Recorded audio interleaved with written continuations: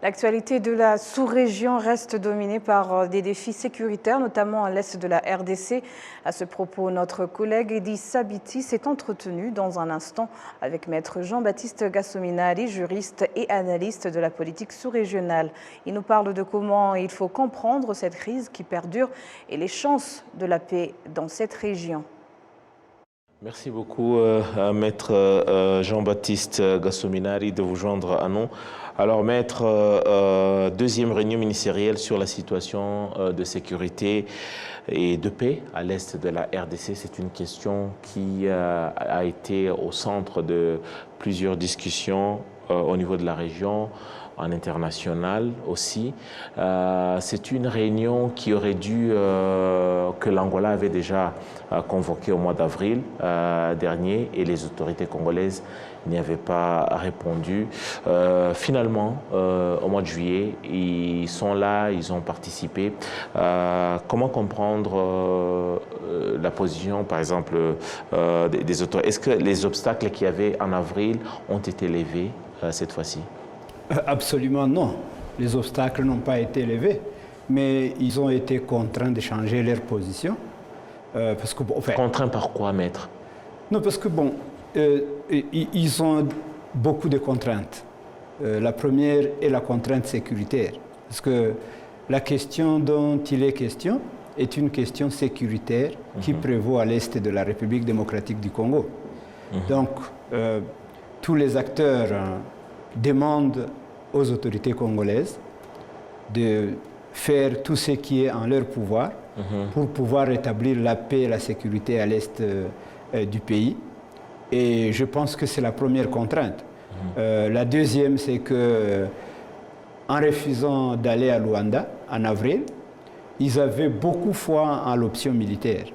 Mais malheureusement, je ne dirais pas que ça a tourné au vinaigre, mais c'est presque tout à fait ça, parce que l'armée congolaise a subi plusieurs revers de la part des rebelles qui le combattent. Donc ils ont perdu toutes les batailles, ils ont perdu la grande agglomération de Kanyabayonga, ils ont perdu la grande agglomération de Kibumba, une grande partie du territoire de Lubero est maintenant occupée par la force rebelle, la force de l'AFC M23. Donc je pense que c'est toutes ces contraintes qu'il y a autour de la guerre qu'ils ont perdue qui a fait qu'ils ont fléchi et ont accepté enfin d'aller à Luanda et discuter avec les personnes qui devaient discuter avec eux sur le plan de paix. Quel intérêt le gouvernement congolais a aujourd'hui, par exemple, à fermer l'oreille aux desiderata ou à écouter ce que, par exemple, l'AFC M23 a à dire quand il dit « niet » à toute discussion avec l'AFC M23?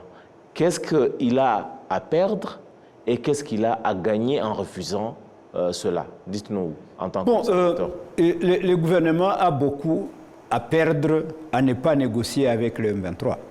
Si c'était un gouvernement responsable. Tout gouvernement responsable ne supporterait pas qu'une grande partie, que des pans entiers de son territoire puissent être occupés par une force rebelle. Mais malheureusement, c'est ça le cas. Ils disent quand même que c'est pour la cause du peuple qu'ils le font.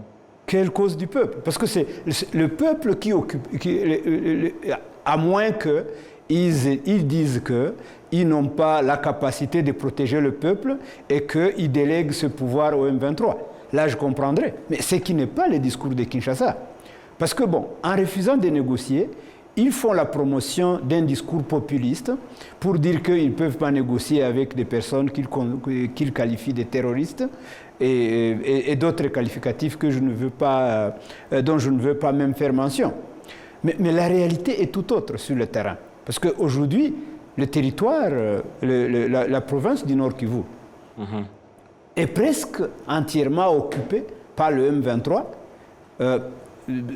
Si peut-être vous enlevez peut-être la ville de Goma, mais qui est aussi asphyxiée, parce que tous les axes qui mènent vers Goma ne sont pas sous contrôle gouvernemental. Aujourd'hui, le Grand Nord qui était épargné est occupé à moitié.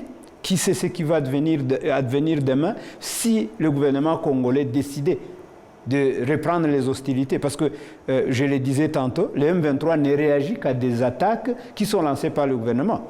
Et en repoussant l'ennemi, il conquiert de nouveaux espaces et de nouveaux territoires. Donc, ça, c'est une évidence.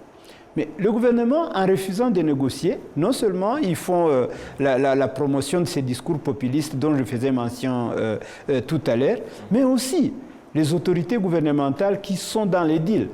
Ils font beaucoup d'argent dans la guerre, parce que la guerre, c'est aussi une forme de business. Vous dites que cette guerre permet à certains, à Kinshasa, de se remplir les poches? Mais bien entendu, bien entendu. Et avoir le marché qu'ils distribuent pour l'achat des armes, l'achat de nourriture, enfin, tout ce qu'on appelle effort de guerre, entre guillemets, qui est tout autour de cette guerre, c'est aussi un autre business. C'est quelque chose qui est voilé, qui n'est pas vu par des observateurs qui ne sont pas avisés, mais il y a aussi ce côté business, parce que n'ont été ces intérêts obscurs que certains entretiennent dans ces conflits, qui malheureusement, un conflit qui part avec tous ces mots, la mort de personnes, la destruction des biens et autres. Mais il y a des gens qui s'enrichissent grâce à ça et qui n'aimeraient pas que ces conflits, qui aimeraient que ce conflit soit perpétuel, parce qu'ils en tirent leur gain. Et je pense que ce sont ces gens-là qui tirent des ficelles pour que la guerre ne se termine pas.